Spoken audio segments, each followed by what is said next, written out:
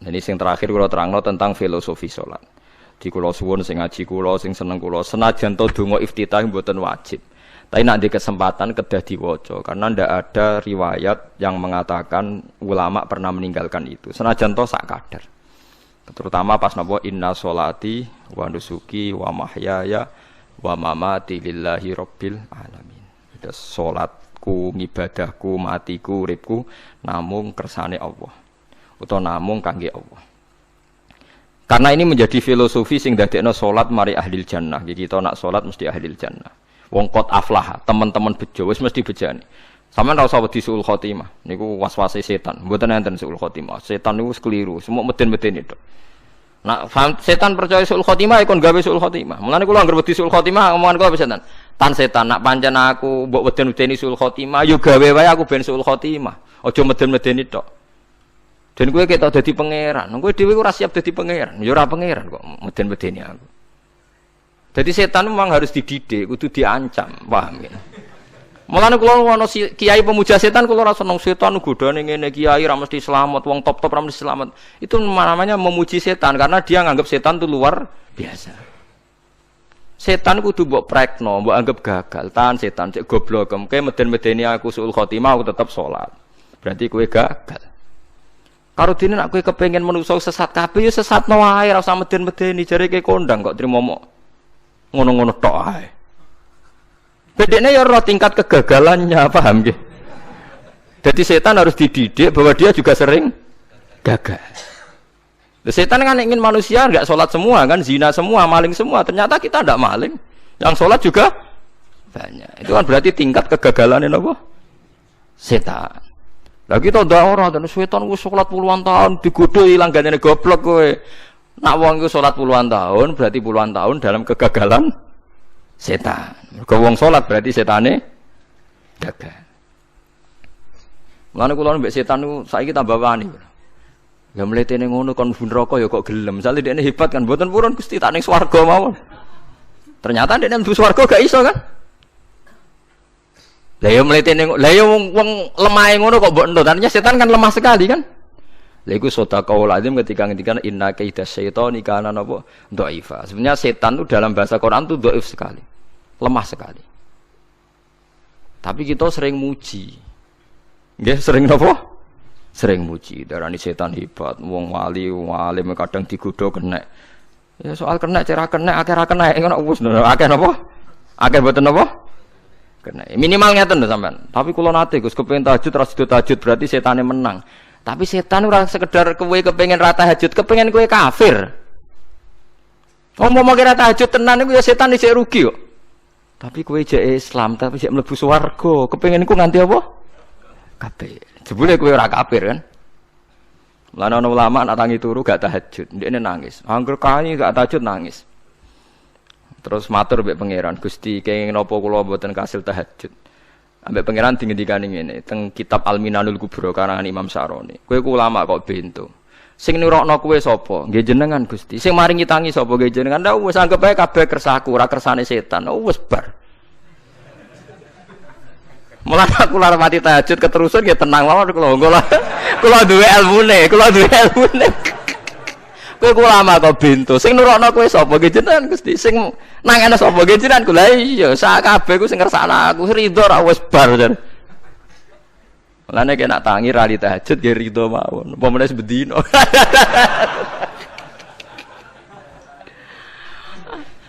Jadi penak berislam tuh enggak apa-apa. Berislam tuh gampang. Ya kowe turu sing kersakno sapa? Nggih jenengan Gusti. Kowe tangi sing kersakno sapa? Lha iku sanggep ae ku kabeh kersakku bar. Paham ya? Terus nak wae tahajud ya tahajud yo kersane pangeran. Ra tahajud ya ra tahajud yo kabeh kersane napa? Pangeran. Penting mboten maksiat mun sae. Penting mboten napa maksiat. Mun jenengan ngandel kula. Inna sholati wa nusuki wa mahyaya. Lah ini sing titik tekane teng wa mahyaya. Ngeten misale. Urip niku kabeh kersane Allah. Carane mikir ngeten nggih. Tiang-tiang sing jaduk-jaduk dhisik ya mati. Nabi nggih kapundhut, tiang-tiang soleh nggih kapundhut, tiang-tiang dolim nggih kapundhut. Kalau betul mereka ingin menjaga kehidupan, berarti kalau betul mereka kuasa kan tidak kapundhut. Hidup selamanya nyatane do mati. Berarti urip mati namung kersane Allah. Terus misalnya sampean berpikir, lalu somben nak wis dadi lemah carane tangi piye? Lah ini yang penting kula aturaken teng ngaji mriki. Kula sederenge ngaji nu sering akhir-akhire sering salat maca ayat liyahli kaman halaka am bayyinati wa yahya man hayya napa am bayyinah. Tugase ulama iku jelasno ayat-ayate pangeran. Sampeyan saiki tak bedheki. Sekarang sampean Anda hidup itu tahu alasannya enggak? Kenapa Anda hidup? Enggak tahu kan? Kenapa kita masih hidup? Enggak tahu. Kenapa Anda wujud? Juga enggak tahu. Kita pernah enggak ada, tahu-tahu ada. Juga enggak tahu alasannya kenapa. Yang jelas di luar ikhtiar kita. Setelah kita katanya punya akal ya, saya bilang lagi loh. Setelah kita katanya punya akal terus bilang kita masih hidup karena orang kelindes truk. Karena enggak kena penyakit, karena jantung kita normal, paru-paru kita normal. Terus kita bilang hidup. Jadi kita atas nama kebodohan bilang kita hidup karena jantung kita normal, paru-paru kita normal, semuanya normal. Maka kita hidup. Nah ditakoi, lalu kapan kita mati? Setelah jantungnya rusak, paru-parunya rusak, terus kita mati. Tapi orang yang sama kalau ada bilang berarti yang menjadikan hidup itu jantung dan paru-paru. Lalu berarti zaman kita belum hidup itu jantung dan paru-paru harus ada dulu karena itu yang bikin hidup. Ya ada juga, dulu ya ada juga. Loh ya kalau jantung dan paru-paru semuanya normal menjadikan kita hidup berarti jantung dan paru-paru harus wujud dulu karena itu yang menciptakan kita hidup. Ya ada juga ya enggak tahu. Paling-paling nanti statusnya paru-paru jantung hanya dipakai alat Tuhan untuk menjadikan ada kehidupan yang kita kira ada. Padahal sebetulnya kehidupan ini juga enggak ada karena kita tidak tahu. Sing darani urip iku apa ya ora roh. Kowe roh maknane urip ku apa? Ulama kabeh sing alim-alim darani urip ku apa ora mati ngono tok jawabane. Perkarane ora iso jelasno. Walane ning Arab al hayat didul ma'mat sing darani urip iku ora mati. Karena enggak bisa dijelaskan, coba Anda menjelaskan. Kowe urip ku sebab apa? Ada nyawanya. Nyawa itu di mana? Terus dia nempatnya di mana? Oh nyempatnya di jantung ini suara iso dijelasno. Nah, ketika hidup Anda tidak bisa Anda jelaskan, kudune sok ben wayahe tangi saka kubur juga enggak bisa dijelaskan.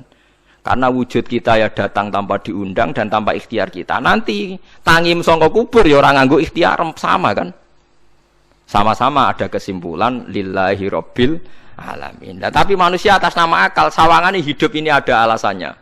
Karena kita ditangi ada bapak ibu terus kita jadi wujud. Lucu kan? Hidup ini disebut ada sebabnya. Tapi nanti mati sangka kubur terus tangi meneh dianggap enggak punya penyebab. Alasannya sudah dilemah kok. Ono meneh ku carane piye? Lah zaman kowe ora ngono. Dadi ono saiki. Carane piye? Makanya kalau suruh balik-balik bilang, jika tangi sangka kubur iku mukhal, berarti wujudnya Nabi Adam dan wujud yang sekarang lebih mukhal karena tanpa sebab. Nggih tanpa napa? Sebab. Lho nggih to, aneh Nabi Adam mek sampean saiki no, dadi roh gentayangan dhisik kok apa juk-juk dadi sakmene iki. Do diutang, di kasus, do demenan. Aneh pundi? Aneh wujud yang sekarang karena wujud nanti ning ora-ora mahsyar wujud dari wujud yang sudah ada. Sementara wujud kita yang sekarang dari tidak ada. Lain ngomongane pangeran didik napa hal ata alal insani khidum minad dahri lam yakun syai'am mazkura. Manusia itu harus ingat bahwa dia pernah tidak ada. Ya, dari tidak ada ini menjadi ada adalah ayat bahwa wujudnya dia tidak ikhtiarnya dia sendiri. Mulane setan dinyak pangeran. Karo dene kok nyembah setan. Ma asyattuhum khalqas samawati wal ardi wala khalqa anfusihim. Wa ma kuntum muttakhidal mudillina aduda. Setan kok mbok dewak-dewakno piye? Apa setan melok gawe langit bumi? Ora. Apa setan gawe awake dhewe? Ora. Umpama setan gawe awake dhewe mesti dekne milah berpenampilan ganteng, gerduwe ku elek kabeh, wewe ge elek kabeh. Umpama dekne gawe awake dhewe milah dadi napa? Ganteng. Mulane tiyang sing pun wusul nak roh setan mlebu neraka. Wah, berarti setan ra hebat. Mletene ngono jebule milah nggon neraka. Kudune nak hebat kan milah nggon apa? Swarga. Lho niku mun kersane pangeran nego setan dakok neraka nak wong apik dakok swarga. Lah iya trimo diatur kok botol ngono ae kan. Hanya jika Anda bilang wis kersane pangeran setan dakok neraka, berarti setan mau koyok botol, koyok watu sing ditata sing duwe. Berarti setan ndak siapa? Siapa. Sama dengan kita ndak siapa? Siapa. Lam yakun syai'am. Lah nek ora ngerti siapa-siapa terus wusul inna sholati wa nusuki wa mahyaya wa mamati lillahi rabbil alamin. Dadi urip kula mati kula sedanten ikhtiar kula namung kagungane napa jenengan. La syarika lampun mboten enten tiyang sing sinten mawon mboten enten sing ngatur niku. Terus wa bidzalika umirtu wa ana napa minal muslimin, dan dengan keyakinan niki kita diperintah. Jadi donga iftitah senajan to mboten wajib, tapi itu filosofi dalam hidup. Kersane jenengan napa nggih delok donya niku pun bar. Urip ya kersane pangeran ya mati kersane pangeran. Mula kadang nggih mikir aku nek mati bar mati jebule gak kiamat-kiamat tak kesuwen cah ngenteni atusan napa tahun misalnya. Anda tidak usah khawatir begitu. Zaman Nabi Adam nganti bapak amak wis saiki 7.000 tahun. Kok ora protes mbek pangeran? Terlambat Gusti saya menyaksikan dunia karena 7.000 tahun yang lalu. Ya saniki kan pun tahun pinten toh? 7.000 umur dunia saniki pun pinten? SM itu kalau menurut penanggalan agama itu 5.000 tahun. Sebelum Masehi dihitung Nabi Adam itu. Pokoknya dihitung langit bumi niku pinten? 5.000 tahun. Lah sakniki tahun 2000 sekitar 7.000 tahun. Padahal wonten sing ramal umure donya mau pinten? 7.000 tahun. Dadi enak sing mun diutang-utang mun beres niku mun bar niku mun dianggap bar niku mun muntek nih. Jarine to. Dieling-eling nggih kula suwun senajan to ilmu niki mun lazim diyakini tiyang Islam. Tapi sampean ulang-ulang. Kados srengenge misalnya. Kula nak delok srengenge niku eling. Berarti urip ning swarga selawasi-lawas iku mungkin. Karena Allah bisa menciptakan benda yang begitu panas tapi punya daya tahan atusan tahun. Pemenang nak cara discovery ya nak ngitung malah jutaan tahun yang lalu malah iku bawa hitungan konti wae jare dinosaurus 400 juta tahun. Padahal agama nanggali bumi namung pinten? 5.000 tahun sebelum napa Masehi. Tapi nak cara ngomong ilmuwan jutaan apa? Sing ngitung ya sapa terus. Ke apaan terus. Ndak begini saja kalau sampean melihat matahari misalnya. Matahari itu kan bahannya panas sekali. Ternyata Allah bisa mengelola matahari seawet itu. Ribuan tahun. Apalagi ngelola kita. Kita ini untuk abadi lebih gampang. Karena bahannya ndak panas, nggak gampang rusak. Terus gampang direproduksi, maksudnya gampang digantikan, maksudnya kan di masa lalu kan kena. Kaya rohen udah anak keriting akeh kok putune kan gampang. Lho ki kula mikir mawon gampang ngeten. Misalnya buaya sing masyhur dianggap hewan purba yang terlama. Manusa ilang wis ketok angel. Misale kaya boyo mati ana anake meneh, anake ana anake. Nabi Adam kan ngoten. Wong sitok di ketahanan sampai saiki. Gonta-ganti wong. Artinya berarti ada gen Adam yang abadi sampai sekarang kan, karena setiap manusia sekarang berarti ada gennya Adam. Artinya Allah memberi contoh betapa Allah bisa ngatur supaya fisik manusia gen ini abadi. Buktinya Adam nganti saiki kan masih kan? Lho nggih to, pasti di antara jasad kita kan ada unsur Adam. Lah ya Allah gawe sura, apa meneh kowe sampeyan ning swarga ning neraka, Allah tetap punya cara untuk bikin abadi. Mbok piye carane? Tapi melihat Nabi Adam nganti tok sampeyan kan ana bukti Allah duwe cara ngabadekno unsur Adam. Karena tidak mungkin kan dalam diri kita sekarang nggak ada unsur sinten? Adam. Sama ndak oleh bantah. Tapi Adam iki ambak kan pun kapundhut. Tetapi Adam yang sekarang sampai sampean saiki. Mbok tapi ora roh sampean sing turunane Qabil apa sing ora roh iso wae cek ngono ae. Wong jarene cerita. Qabil iku lahire ning swarga. Dirabekno mbek Labuda sing lahire ning bumi. Labuda ku elek gembrot. Habil lahire ning bumi, rapati ganteng, dirabekno Iklima sing wayu. Lahiran swarga. Akhire Qabil gak trimo, wong aku cah ganteng kok dientukno cah elek. Mulane saiki nek ana cah ganteng dientukno cah elek ra trimo ya kaya Qabil. Lah tapi enggak pikirane Nabi Adam ya ora roh ben silang ben sedengan. Mergo nek elek entuk elek kan malah musibah kan. Saiki anake ra melok dosa tapi eleke dobel. Misale kriting untuk kriting, elek entuk elek, fakir untuk fakir kan ya memperparah to. Cara kula jan haram. Elek entuk elek rabi cara kula haram. Saiki anake kan ra roh apa-apa ujug-ujug elek banget ora terima elek apa. Elek napa? Banget. Jadi cerita kan ngoten, walhasil akhirnya tukaran, mergo Qabil gak terima. Pas tukaran dipisah Nabi Adam. Angger sing takorupe sukses berarti ikhtiare bener. Ya mau Habil nyembelih wedhus, sing Qabil seneng buah-buahan. Mulane seneng buah-buahan iku rada masalah dianggap simbole wong-wong sing seneng mapan. Mulane kene Umar usah di buah-buahan akeh-akeh, cukup gedang siton, sesuk katesne siton, ora usah semua buah-buahan wonten. Iku dhisik kurbane sinten? Qabil. Tapi sing melarat teman-teman yo keliru. Dhisik Habil saleh iku omahe cek penuh daging, paham nggih. Perkarane kurbane cek wedhus. Ora pitik, mergo bedigasan pitik niku. Jadi ada sebuah toriko sing ngaramno anak buahe mangan pitik. Perkarane wong ku kelakuane kaya sing dipangan. Ya repot ta ngoten niku. Repot. Ya repot lah ngono terus ya repot. Berarti nek sering mangan welut tak bulet. Ngono kuwi berlebihan. Toriko niku napa? Berlebihan, wis biasa mawon.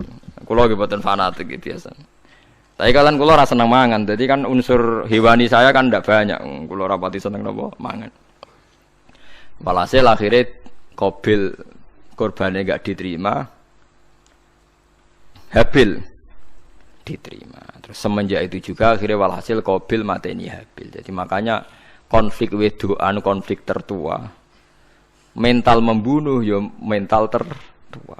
Pertama peradaban manusia itu dibangun rebutan wong wedok dan saling membunuh.